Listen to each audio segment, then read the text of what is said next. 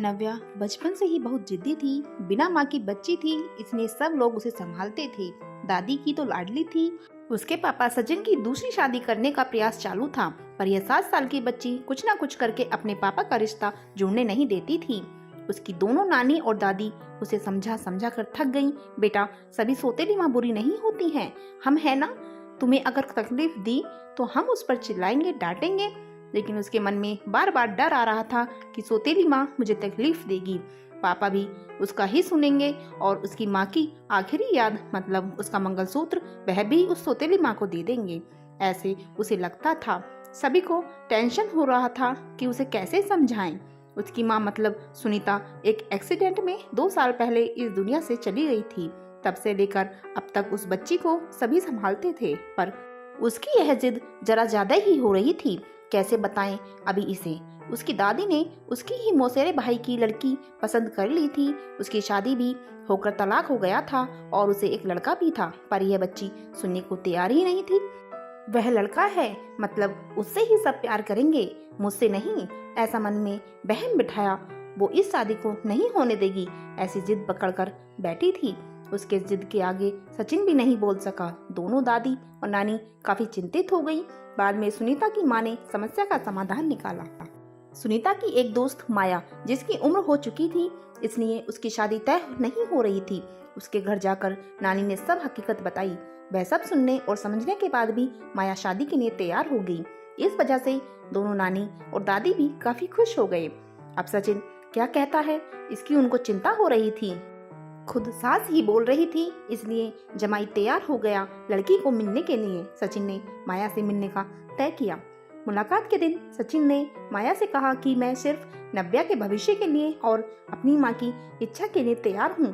मेरी तरफ से बाकी कोई भी उम्मीद मत करना। यह सुनते ही बहुत बुरा लगा माया को, पर कितने दिन घर वालों के ताने सुनूं, इसलिए माया तैयार हो गई और शादी में हो गई। उसके घर की परिस्थिति इतनी अच्छी नहीं थी कि उस वजह से उसके माँ बाप ने माया को कोई भी जेवर नहीं दिया और नव्या ने भी अपनी माँ का मंगलसूत्र नहीं देने दिया। बाद में सुनीता की माँ ने माया की माँ बनकर सब कुछ किया। नव्या माया को बहुत परेशान करती थी। ओ सौतेली माँ, ऐसे ही पुकारा करती थी उसे। माया थोड़ा सा डांटती या उसे समझाने का प्रयास करती, तब जानबूझकर झूठ मूठ का रोने लगती। माया 2 महीने में ही पूरी तरह हताश हो गई। दोनों दादी और नानी को पहले से ही सब कुछ पता था। इस वजह से माया को वह कुछ नहीं बोलती थी। वह उल्टा उसे बोलती थी कि मारोगी भी तो चलेगा, पर सचिन को यह सब सहन नहीं होता था। जब परिस्थितियां हाथ से निकलने लगी तो माया ने उसकी सहेली को, जो कि एक स्कूल टीचर थी, उसके साथ मिलकर एक प्लान बनाया और सचिन को असली परिस्थिति का सच का पता चले, इसलिए नव्या के ड्रामों का वीडियोस बनाकर उसे दिखाया। पहले माया को ही गलत समझने वाला सचिन सारी सच्चाई से अवगत हुआ और उसने उन दोनों को धन्यवाद किया। प्यार से नव्या को समझाया कि इसके आगे तुम्हें माया के साथ अच्छा बर्ताव करना होगा, उसकी सब बातें माननी होंगी।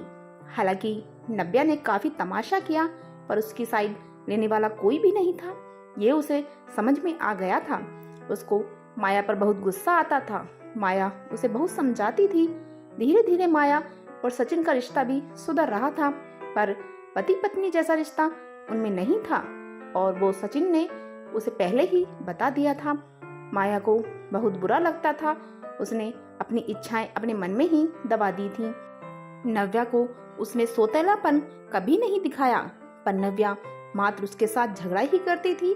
धीरे धीरे नव्या बड़ी होती गई। सचिन हमेशा काम के लिए बाहर रहता था। माया नव्या के लिए हमेशा तत्पर रहती थी। उसने नव्या को बहुत सारे प्यार से समझाने की कोशिश की, पर माया को हमेशा असफलता मिली। उसने सचिन की माँ हमेशा बीमार रहती थी, उनकी वह देखभाल करती थी। उन्होंने एक बार माया को बुलाकर बताया, मुझे बहुत चिंता होती है कि इस नव्या की, पर अभी नहीं होती, तुम हो ना। अभी मेरा कुछ भी हो जाए, पर तुम्हारे लिए मुझे बहुत बुरा लगता है। जिस बच्ची के लिए तुम इतना करती हो, उसे कुछ कीमत ही नहीं है। तभी माया मुस्कुरा के साथ बोली। नव्या को देखते हुए बोली, उसने मुझे हमेशा ही गलत समझा। हमेशा की तरह नव्या ने माया से बहुत झगड़ा किया। सचिन के घर आ जाने पर ही उसको सब झूठ मूठ बता दिया, पर उसने भी नव्या को ही सुनाया। गुस्से से नव्या ने खाना भी नहीं खाया। माया ने भी खाना नहीं खाया। नव्या को समझाने के लिए गई तो माया ने कहा, मुझे तुम्हारी माँ की जगह नहीं चाहिए, उसकी आखिरी निशानी मतलब उसका मंगलसूत्र भी नहीं चाहिए। मुझे सिर्फ तुम माँ कहकर पुकार लो, मेरे लिए उससे बड़ा कोई पुरस्कार नहीं होगा। जिस दिन तुम ऐसा करोगी उस दिन मुझे ममता का गहना मिल जाएगा, वही मेरा खरा पहला गहना होगा। पर नव्या सुननेगी तब ना। जैसा था वैसे ही सब चालू रहा। कई दिनों बाद दादी की तबीयत बिगड़ी। उन्होंने सचिन को बुलाया और कहा, माया बहुत अच्छी लड़की है, वह कभी भी भेदभाव नहीं करेगी, तुम उसको अपनी पत्नी की तरह स्वीकार कर लो। उसकी भी कोई उम्मीद होगी तुमसे, वह पूरा करो। ये आखिरी शब्द बोलकर दादी चल बसी। सचिन को माँ के वह शब्द कान में गूंज रहे थे। महीना हो गया तब भी वही शब्दों का विचार करके गैलरी में शांत बैठा था। उतने में माया ने खाना खाने के लिए आ रहे हो ना, ऐसा बोलकर बुलाने आई। सचिन का सब्र का बांध टूट गया। वह माया के गोद में सिर रखकर बहुत रोने लगा। आज 5 साल बाद पहली बार सचिन ने माया को छुआ। माया घबरा गई। उतने में नव्या वहां पर आ गई। इस वजह से वह विषय वहीं पर खत्म हो गया। कई दिनों बाद वापस सब नॉर्मल हो गया। दोनों ही अब शरीर से मन से नजदीक आ गए थे। नव्या को समझ आने के बाद वह भी जरा अच्छा बर्ताव करने लगी। अभी उसकी 12वीं की परीक्षा थी, इसलिए माया उसके टाइम टेबल सब ठीक से संभाल रही थी। कुछ मिलाकर सब अच्छा चल रहा था। ऐसे में उनकी खुशियों को नजर लग गई। सचिन का भी एक्सीडेंट हो गया और वह गुजर गया। अभी माया और नव्या वह दोनों ही थी एक दूसरे के लिए। जो भी शेविंग थी उस पर घर चल रहा था। माया तो ग्रेजुएट नहीं थी, इस वजह से उसे नौकरी मिलने में दिक्कत आ रही थी। छोटी छोटी नौकरी करके वह घर खर्चा चला रही थी। सचिन की सब सेविंग्स उसने नव्या के लिए रख दी। अब नव्या को प्यार हो गया था सुशांत नाम के लड़के से। इस वजह से माया ने उसका प्रेम विवाह करने का सोचा। सब लोग अच्छे हैं, नव्या भी खुश रहेगी, ऐसा उसे विश्वास था। पर सुशांत की माँ खड़ूस थी। सचिन के जाने के बाद उनकी परिस्थिति भी अच्छी नहीं थी। नव्या शादी के बाद ज्यादा गहने नहीं लाई, इसलिए ससुराल वाले उसे तकलीफ दे रहे थे। उसकी सास की सहेलियां घर पर आई थीं नई दुल्हन से मिलने। तब नव्या की सौतेली माँ के बारे में बुरा भला बोलने लगी। सौतेली माँ है ना, इसलिए ऐसा जानबूझकर किया होगा, सब कुछ खुद के लिए रखा होगा और बेटी को लंका की पार्वती बनाकर सिर्फ मंगलसूत्र पहनाकर भेज दिया और हंसने लगी। अभी उसका खुद पर का नियंत्रण टूट गया। मेरी माँ की आखिरी याद मतलब यह मंगलसूत्र है, जो मेरी इच्छा थी कि मैं इसे ही पहनूं। यह मंगलसूत्र मेरी माँ का आशीर्वाद का हाथ है और मेरी माँ माया को बुरा भला बोलने का तुम्हें कोई हक नहीं है।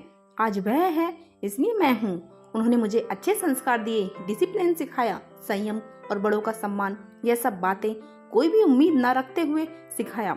पापा के जाने के बाद भी उन्होंने कमाए हुए एक एक पैसा खुद पर खर्च कर ना करके मुझ पर खर्च किए। कभी भी सोतेलापन उन्होंने मुझे नहीं दिखाया। मेरे लिए उन्होंने खुद का बच्चा तक नहीं होने दिया, पर मुझ पागल को कभी ये समझ में नहीं आया। उन्होंने मुझे सिर्फ और सिर्फ प्यार किया। मुझसे उन्हें एक ही चीज चाहिए थी जो मैं कभी नहीं दे पाई। सब औरतें एकदम सोच में पड़ गईं कि आखिर वह कौन सी चीज थी। उन्होंने नव्या से पूछा उन्हें क्या चाहिए था। सच में बहुत महंगा गहना होगा, इसलिए तो उसने इसका एडजस्ट किया होगा। बातचीत हो रही थी तब वहां माया आई और औरतें खुसर फुसर करते हुए हंसने लगी। माया मन में डर गई। नव्या ने ऐसा क्या किया होगा, ऐसा क्या किया होगा जो यह औरतें उसकी ओर देख रही हैं। तभी नव्या ने माँ को गले लगाकर प्यार से माँ बुलाया। दोनों माँ बेटी सब भूलकर एक दूसरे की बाहों में गुम हो गईं। औरतें जब कानाफूसी कर रही थीं, तभी नव्या बोली, आप सबको वह गहना देखना था ना, यही माँ बुलाकर ममता का गहना उसे चाहिए था। माया को तो रोना आ गया था। दोनों सचिन और दादी की फोटो के सामने खड़े रहकर उनको हाथ जोड़कर खड़े थे। नव्या ने उनसे माफी मांगी और माँ को कभी खुद से कभी दूर नहीं करूंगी ऐसा वचन दिया। दोस्तों, आपको यह सौतेली माँ की कहानी कैसी लगी कमेंट्स बॉक्स में बताइएगा। प्लीज चैनल को सब्सक्राइब करें, वीडियो को लाइक करें एंड शेयर करें। धन्यवाद।